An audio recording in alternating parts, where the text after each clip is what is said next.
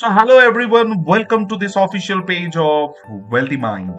আমার একটাই ইন্টেনশন, একটাই চাওয়া, একটাই পাওয়া যে আমাদের ভারতবর্ষের প্রত্যেকটি মিডল ক্লাস, প্রত্যেকটি কমিউনিটি সেগমেন্টের মানুষ যেন ফিনান্সিয়ালি ওয়েলদি হতে পারে। এবং ওয়েলদি হতে গেলে ফার্স্ট আপনাকে ওয়েলদি মাইন্ডসেট করতে হবে, আপনাকে সেটা ম্যানিফেস্ট করতে হবে যে না আপনিও ওয়েলদি হতে পারেন। এই বিলিফ সিস্টেমটা খুব ইম্পর্টেন্ট। আপনারা একটা জিনিস নিয়ে সব সময় গর্ববোধ করবেন এবং আমি আপনাকে রিকোয়েস্ট করছি, বিং ইউনো বলতে পারেন যে survivor from an Indian middle class family, আমার সব সময় মনে হয়েছে যে উই আর দ্য কমিউনিটি যারা আমাদের দেশের জিডিপিতে, অর্থাৎ আমাদের ইকোনমিক গ্রোথ, আমাদের financial growth of our country, আমরা হাইয়েস্ট কন্ট্রিবিউটর। এবং সেটা আমাদের স্ট্যাটিস্টিক্যাল ডেটা বলছে। চলুন একটু রিভিল করা যাক এই স্লাইডটাকে। লাস্ট কিছু বছরের রেকর্ড আপনাকে আমি রিভিল করছি এবং স্ট্যাটিস্টিক্যাল ডেটা আমাদের বলছে যে বিগত কিছু দিনে যেখানে আমাদের ইন্ডিয়ান মিডল ক্লাসের পপুলেশন বেস যা ছিল তার 34 crores পিপল যারা এই কমিউনিটিকে বিলং করতো এবং আমাদের সোসাইটিতে, আমাদের দেশের জিডিপিতে কন্ট্রিবিউশন করতো, যেটা 2025-এ আমরা almost 43 crores of Indian middle class family আমাদের দেশের ইকোনমিক গ্রোথে হেল্প করবো। By 2030 we are expecting that the data will reach 71 crores, প্রায় 715 মিলিয়ন, এবং by 2040 this data will touch almost 98 crores, মতলব আমরা প্রায় 100 crores ফিগার আমরা টাচ বেস করব। অর্থাৎ ভারতবর্ষের ইকোনমিতে প্রায় 100 কোটি মধ্যবিত্ত বা মিডল ক্লাস কমিউনিটি তাদের জিডিপি গ্রোথে কনস্ট্যান্টলি কন্ট্রিবিউশন করে যাবে। সো এটা আমাদের একটা বিশাল বড় প্রাপ্তি, বাট এর থেকে একটা শিক্ষাও নিতে হবে, সেটা আপনাকে আমি রিভিল করছি।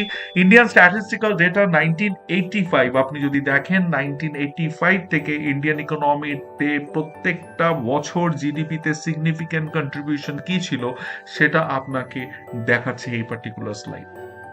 এর সোর্স আমরা পেয়েছি যে আমাদের ব্রেন অ্যান্ড কোম্পানি, যেটা একটা research gate, Asian research gate, সব থেকে একটা কনসাল্টিং কোম্পানি যারা রিসার্চ অ্যান্ড ডেভেলপমেন্টে কন্টিনিউয়াস নিজেদের কন্ট্রিবিউশন করে চলছে। একটা জিনিস সবসময় মাথায় রাখবেন যে ইনকাম আমাদের সেই অর্থে মিডল ক্লাসের বাড়েনি, কিন্তু ইনফ্লেশন কিন্তু মার্কেটে প্রতি বছর বেড়ে এসছে। জাস্ট একটা কম্পারিজন চার্ট আপনাদের সকলের সুবিধার জন্য, বোঝার সুবিধার জন্য আপনাদের সামনে দেখুন। 1985-এ আমাদের অলমোস্ট 93% পপুলেশন আমরা পোরেস্ট কমিউনিটিতে বিলং করতাম, যেখানে মাত্র 6% কমিউনিটি ছিল যারা পোর ছিল, বাট 1% কমিউনিটি ছিল যারা মিডল ক্লাসে। সেটা 2005-এ অলমোস্ট অনেকটা বেড়েছে।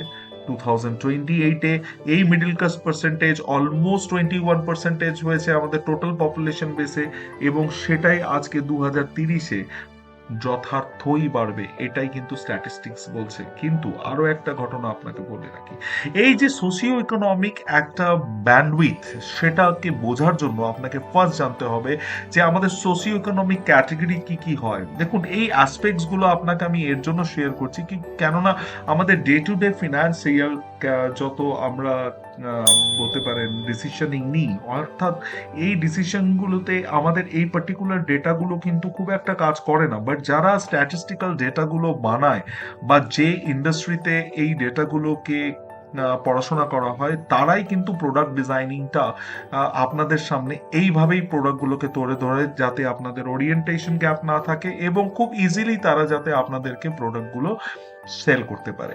আমাদের ভারতবর্ষের সোশিও ইকোনমিক স্ট্যাটাসের উপরে ভিত্তি করে আমরা টাইপিক্যালি কিছু ওখানে ফ্যাক্টরাইজেশন করে এসেছি বহু বছর ধরে, যার মধ্যে ওয়েলথ থাকতে পারে, এডুকেশন থাকতে পারে, অকুপেশন থাকতে পারে।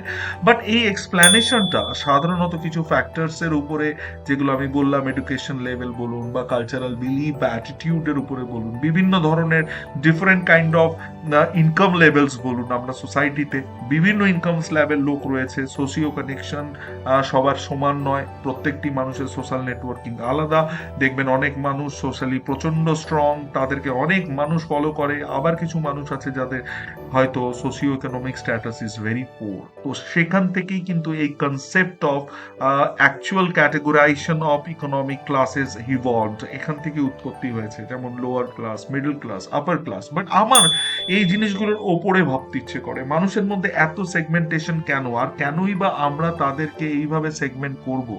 অর্থাৎ আমার মনে হয় যে আমাদের সোসাইটি বোধহয় এটা ধরেই রেখেছে যে আমাদের দেশে middle class, lower middle class, upper class থাকবেই। কেন থাকবে? বিকজ তাদেরকে সেলফ ডেভেলপমেন্টের জন্য কোনো অ্যাসাইনমেন্টস বা কোনো ইনিশিয়েটিভস নেই। আমার ভাবতে অবাক লাগে, আমাদের দেশে রাজনীতিক স্তরে আমরা প্রচুর আলোচনা করি, কোনো একটা ইনসিডেন্ট ঘটলে আমরা বিভিন্ন স্তরের মানুষ বিভিন্নভাবে নিজের পার্সোনাল বলতে পারেন পয়েন্ট অফ ভিউ শেয়ার করি। বাট একবারও কি আপনারা কখনো চেষ্টা করেছেন যে মানুষ যারা সমাজের বিভিন্ন দুস্থ প্রজাতির, দুস্থ শ্রেণী বা ব্যাকওয়ার্ড ক্লাসেস এর মানুষ রয়েছে, ইভেন যারা নিজের চোখে দেখলেন যে আমাদের যারা মিডল ক্লাস কমিউনিটি বিলং করি, তারা সোসাইটিতে, দেশের গ্রোথে, জিডিপিতে বা দেশের সব থেকে ইকোনমিক গ্রোথে সব থেকে বেশি মেজর রোল প্লেয়ার থাকা সত্ত্বেও তারা সব থেকে বেশি চ্যালেঞ্জেস বা নিজের লাইফে বিভিন্ন রকমের হার্ডলস ফেস করে? একবারও কি এই মানুষগুলোর পাশে কেউ দাঁড়িয়ে প্রশ্ন করে যে তাদের ফিনান্সিয়াল গোলস গুলো তারা কিভাবে অ্যাচিভ করবে? আমার প্রশ্ন এই কারণেই যে আমরা যদি না পাল্টাতে চাই, আমাদের সোসাইটি আমাদের কে কোনো সময় পাল্টাতে সাহায্য করবে না। This is you only who has to take the decision for a self transformation of yours, for a better version of use.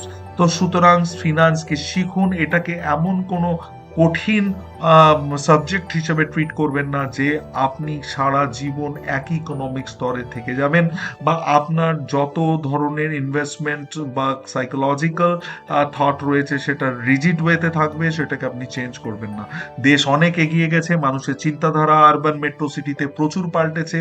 প্রচুর মানুষ যখন কনসালটেশন করছে তাদেরকে আমি একটাই প্রশ্ন করছি যে জীবন যুদ্ধে জয়ী হতে গেলে আপনাকে ফার্স্ট নিজের কাউন্সেলিং করতে হবে, নিজেকে প্রশ্ন করতে হবে যে আপনি কি কি ভুল করে এসেছেন এতদিন, এবং তার থেকে কি শিক্ষা নিয়েছেন, এবং তার থেকে কি ভ্যালু এডিশন আপনি করতে চান যাতে আগামীতে এই ভুলগুলো রিপিট না হয়। তার জন্য অবশ্যই আপনার একজন সার্টিফাইড মেন্টর দরকার, না এই কর্পোরেট জম্বিজ যাদের হাতে ধরে ধরে আপনি বিভিন্ন প্রোডাক্ট কিনে এসেছেন। সুতরাং আর ইউটিউব ভিডিওস বা গুগল সার্চ করে নিজেকে আপগ্রেড করার থেকে নিজের এডুকেশন বা সেলফ লার্নিংস এর উপরে নিজেকে ধ্যান দিতে হবে, যাতে আপনাদের সেলফ ডেভেলপমেন্ট হয়, এবং নিজের টাকার সঠিক মর্যাদা দিতে হবে যাতে আপনার মানি ম্যানেজমেন্ট স্কিলস গ্রো করে।